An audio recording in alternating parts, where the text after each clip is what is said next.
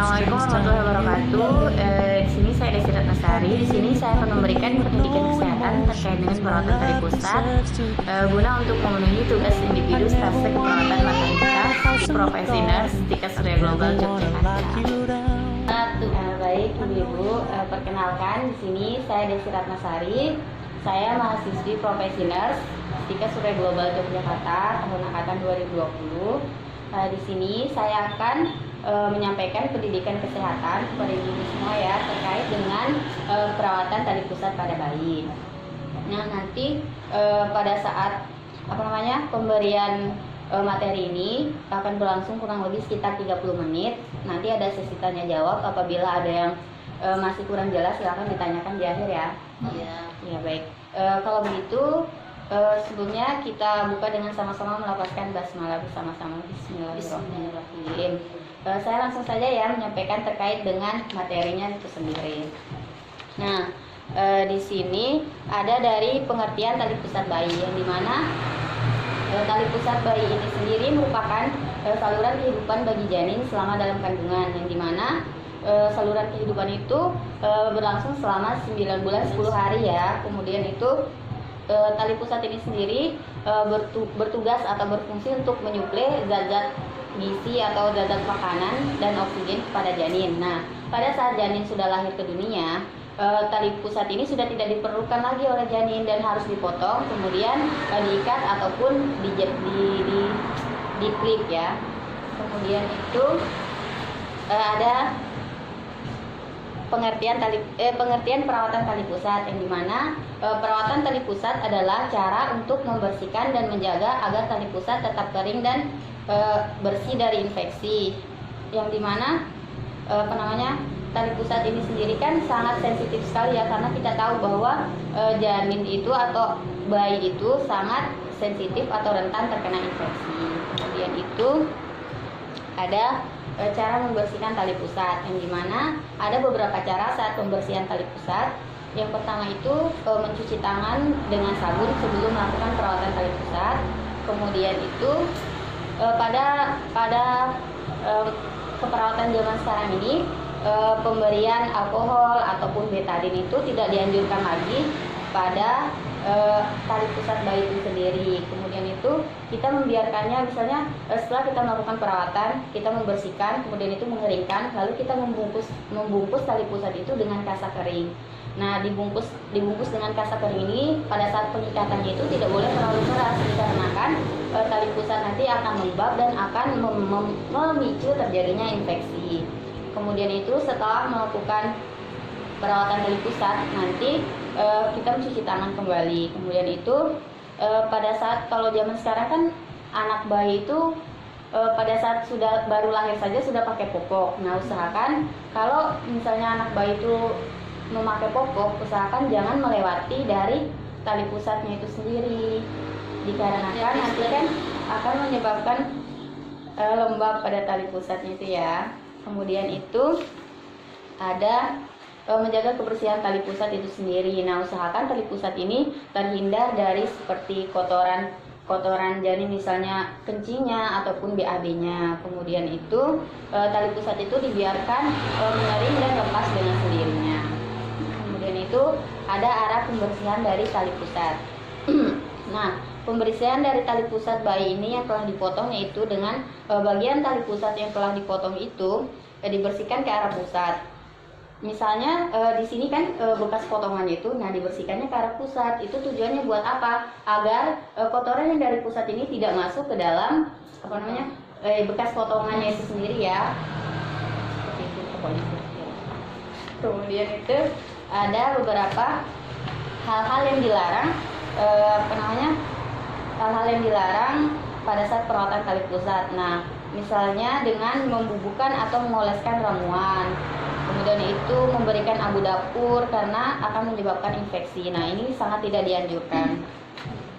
Kemudian itu hal-hal yang perlu diperhatikan di sini. Hal-hal yang perlu diperhatikan itu kita tidak boleh membungkus tali pusat itu terlalu keras atau terlalu erat seperti yang saya jelaskan tadi ya. Kemudian itu jika tali pusat itu nampak kotor, kita tidak apa-apa untuk membersihkan dengan air hangat ataupun dengan air sabun.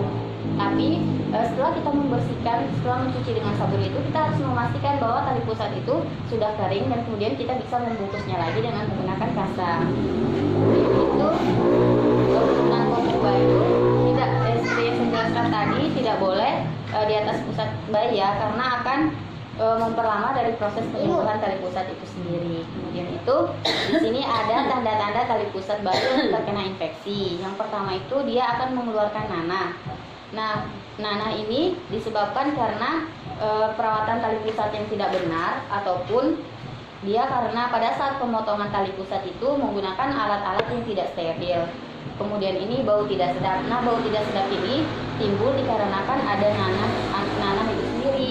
Nah, kemudian selain dari bau tidak sedap ataupun bernanah ini, salah satu tanda-tanda dari tali pusat yang terkena infeksi itu adalah pada sekitar pusat bayi itu nanti akan tampak kemerah-merahan. Kemudian nanti akan menyebabkan bayi itu sering banyak tidur dikarenakan kondisinya itu dalam keadaan tidak baik seperti itu. Nah, nanti akan menyebabkan bayi akan merasakan demam dan lain sebagainya. Kemudian itu cara pencegahan infeksi dari tali pusat itu sendiri. Yang pertama itu merawat tali pusat, itu berarti menjaga luka itu agar tetap bersih. Kemudian bila kotor tadi bisa dibersihkan menggunakan air dan sabun, kemudian dikeringkan dan dibungkus menggunakan kasa steril ya. Kemudian itu dilarang juga menggunakan ramuan atau bumbu-bumbu dapur dan sebagainya pada luka. Terus itu saja. Kemudian ada video yang harus kita tonton.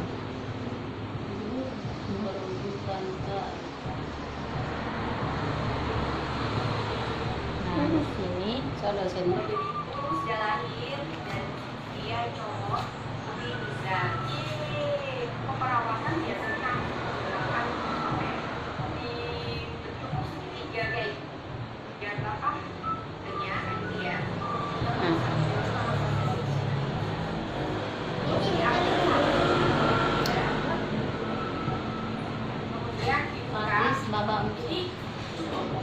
Cuma kalian pakai modal ini aja, nggak usah pakai yang lain-lainnya ya. Nggak usah kasih betadine, nggak usah kasih alkohol, nggak usah kasih ramuan, racikan biar apa? Nggak perlu ini ya. Nggak belak, kemudian sebagai contoh tiga kayak gini. Kalian oh ya, kalau misalkan apa namanya mau perawatan biasanya menggunakan somai ini aku di sini kamu bisa beli atau sendiri. Kalau aku sedikit, kenapa? Karena itu apa?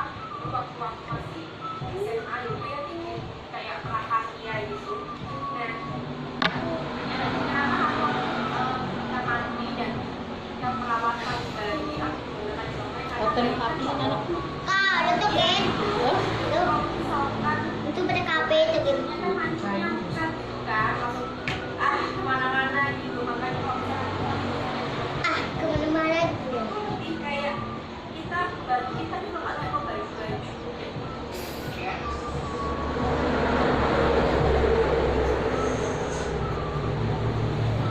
Ya, gimana cara perawatan tali pusatnya? Yang kita lihat di blueprint ini.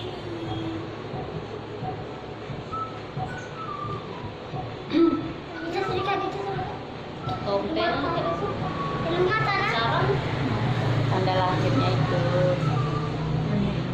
Sarang pengaruh. Lalu payah Tangis tahu. Risma sepan. Nisma lahir bagaimana? Banyak yang bidu apa Terakhir. bersih baik si kisah.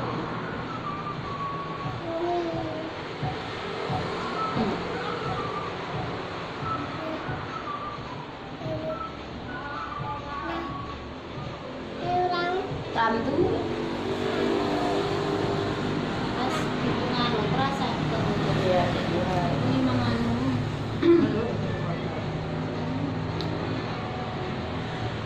Bukan itu main HP tem. Kita tem. Kita reka.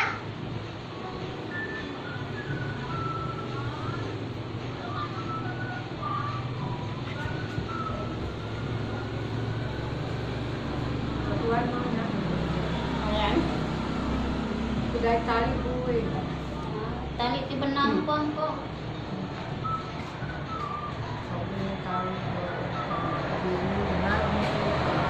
Oke, terima kasih sudah nonton video aku yang perawatan tali pusat. Jangan lupa untuk like, komen, dan juga subscribe YouTube channel ini.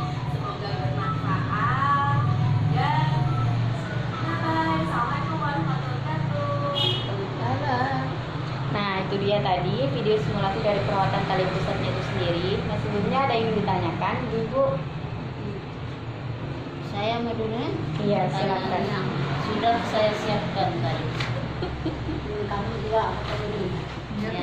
kita tuh Saya- kamu tuh dari dosen. Bertanya ini Mbak. Iya. Buat apa?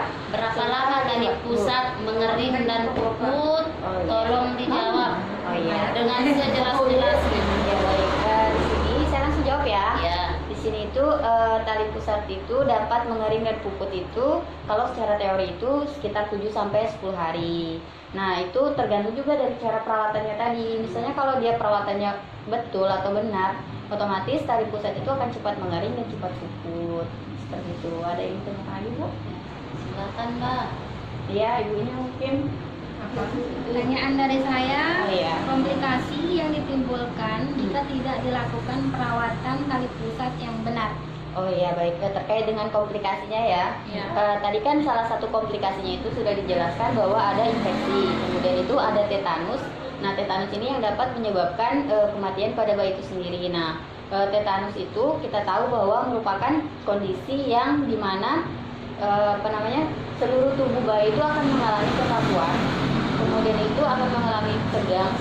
Itu diakibatkan karena terjadinya infeksi kuman itu sendiri. Nah, tadi kan kita tahu bahwa ketika tali pusat yang sudah dipotong, terus pembersihannya tidak benar, otomatis kuman-kuman atau bakteri itu akan masuk melalui bekas potongan tali pusat itu sendiri. Nah, itu yang menyebabkan memicu terjadinya infeksi, kemudian menyebabkan tetanus itu sendiri. Nah, gejala yang disebabkan oleh tetanus itu adalah yang paling sering itu yaitu neurotoksin yang memacu kinerja syaraf. Nah, itu salah satu tanda dan gejalanya itu orang yang terkena tetanus itu susah untuk melakukan bergerak atau merasa badannya itu kaku. Seperti itu. Ada yang ditanyakan lagi? Ibu, Kamu tuh kamu. Oh, tidak ada ya. ya, Kemudian itu saya yang akan bertanya sedikit, boleh? boleh. Baik. Yang ingin saya tanyakan di sini itu kenapa sih kita itu harus tahu cara merawat tali pusat yang baik dan benar pada bayi itu? Ada yang menjawab? Ibunya mungkin. Kacang. Apa ulangi? Kenapa kita itu harus mengetahui cara merawat tali pusat yang baik dan benar? Kalau menurut saya, Iya. ya biar tidak terjadi infeksi, Iya. tidak terjadi apa, Tetanus tadi. ya seperti yang Mbak tadi bilang. Iya. Iya. Ya itu saja. Iya.